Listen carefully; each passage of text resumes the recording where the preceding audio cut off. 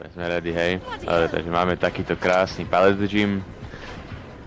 Pallet gym obsahuje jednu dlhú stranu a jednu kratšiu stranu, hej.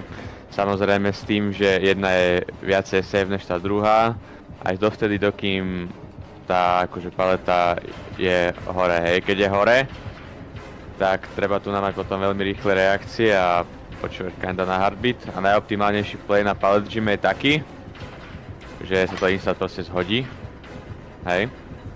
A potom, jak to chceš hrať, je, že asi také najviac basic, že sa proste postavíš na túto dlhšiu stranu, ne?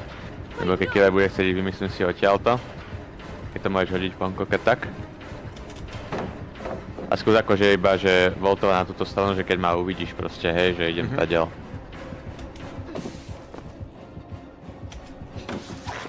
Takto proste je to relatívne safe, hej, proti väčšinu killerom. Ako môžeme vidieť. No, ale potom tu máme túto druhú stranu, ktorá je v podstate, ako keby forcuje, ako keby do 50, hej, keď to chceš hrať. Takže potom najoptimálnejší play je taký, že v podstate ideš potom na túto druhú stranu a tu načakáš, hej.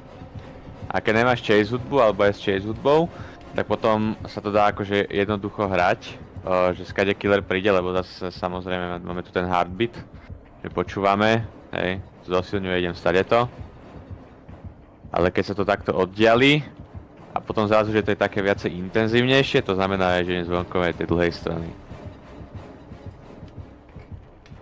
No takže skrátka najoptimálnejšie je ten pallet gym proste zhadzovať hneď.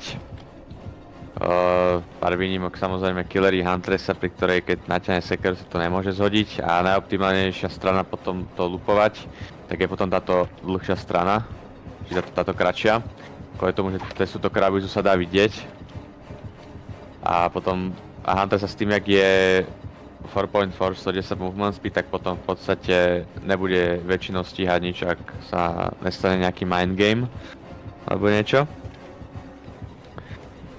No, takže to je asi všetko ku pallet gym, je taký asi najviac simple, však iba jedna paleta tu je, to akože nie je nič také extra, že by sa to nejako obohrávalo.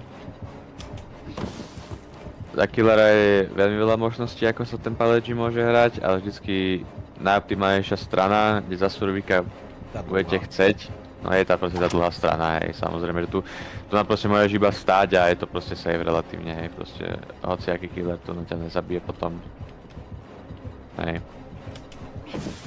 Dobre.